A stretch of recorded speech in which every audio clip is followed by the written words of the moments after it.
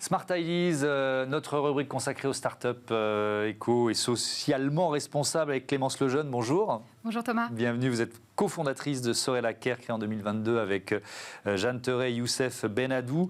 Présentez-nous l'entreprise, c'est quoi Sorella Care ? Alors Sorella, nous sommes des espaces de santé pluridisciplinaires, experts de la santé de la femme, donc dédiés aux femmes. Pluridisciplinaire, qu'est-ce que ça veut dire ? C'est une équipe d'une trentaine de professionnels de santé rassemblés dans un même lieu et donc qui sont vraiment experts du corps de la femme, donc des gynécologues, des médecins généralistes, des sages-femmes, des kinésithérapeutes, ostéopathes, psychologues, diététiciens, tous rassemblés et qui travaillent main dans la main, donc de façon coordonnée en pluridisciplinaire, grâce à une infirmière de coordination qui est le pivot de cette équipe. Je vais poser volontairement une question machiste, mais pourquoi il y a besoin de centres dédiés aux femmes ? Parce que le corps de la femme fonctionne de façon spécifique. Il y a beaucoup de chiffres qui nous le montrent. Oui. Et l'accompagnement des femmes en ville comme à l'hôpital, dans leur santé en général, est très fragmenté. On a 60% des femmes qui abandonnent un parcours de soins. On a 50% des femmes, selon une étude d'OpinionWay, qui ne savent pas vers quel professionnel se tourner. C'est ce qu'on appelle ressentent un symptôme. Ce qu'on appelle l'errance médicale, notamment. L'errance médicale, des diagnostics qui peuvent prendre beaucoup de temps, des symptômes qui, pour elles, semblent normaux, puisque ça fait des années qu'elles les ressentent, qui ne sont en fait pas normaux. Mais ça, c'est spécifique aux femmes. Elles souffrent plus de cette errance médicale que les hommes ? Alors prenons par exemple une phase de vie spécifique à la femme qui est la ménopause. La ménopause, c'est un temps de vie que toutes les femmes vont traverser, ce n'est pas une option. Pendant cette période de vie, les hormones sont modifiées. L'équilibre hormonal est modifié. L'équilibre hormonal, ça touche à plein d'organes, plein de parties du corps. Le cœur, les os, évidemment la fertilité, le métabolisme, la santé émotionnelle, la santé mentale.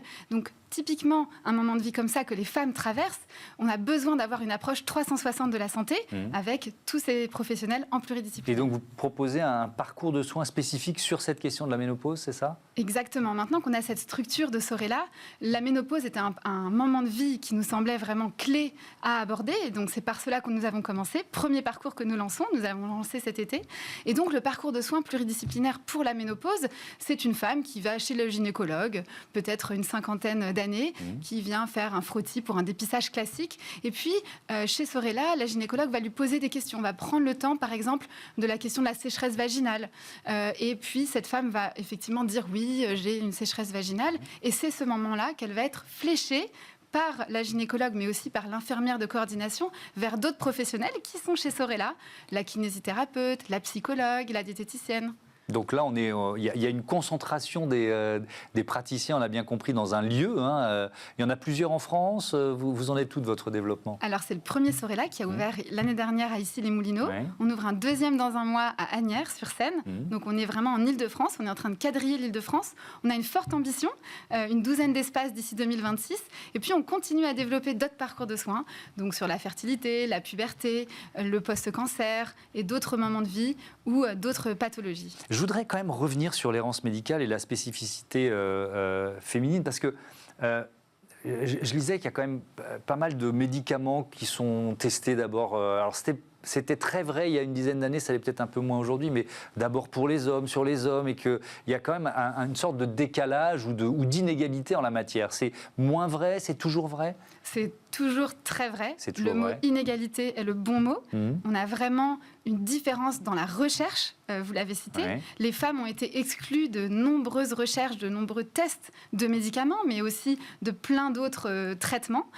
C'était trop compliqué. Une femme, ça a un cycle. Une femme, chaque jour du mois, elle est différente. Son corps change. Donc, c'est vrai que ça rajoute de la complexité dans des analyses, dans des recherches. Donc, la femme a été vite exclue. Donc, les effets secondaires, souvent testés chez les hommes.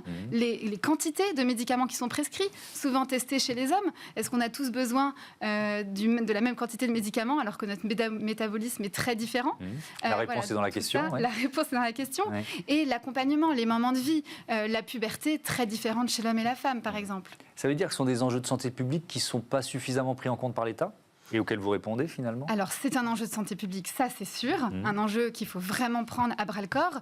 Aujourd'hui, toute la communauté médicale, la communauté scientifique et même la communauté de santé publique s'accordent à dire qu'il faut faire quelque chose. Des actions sont prises et avec Sorella, on s'inscrit vraiment en complémentarité de ce qui est fait aujourd'hui pour travailler main dans la main avec l'écosystème local, donc toutes les institutions de santé, les hôpitaux et tous les médecins qui travaillent aujourd'hui sur ce sujet. Merci beaucoup Clémence Lejeune et bon vent à Sorella. Voilà, c'est la fin de ce numéro de Smart Impact. Je voudrais remercier Cyrielle Chazal et Alexis Mathieu qui sont en charge de la programmation et de la production. J'avais 2 réalisateurs aujourd'hui, Romain Luc pour le début et Angèle Georges Girard pour la suite. Et puis au son, c'était Thibaut Bourri-Lafont. Salut.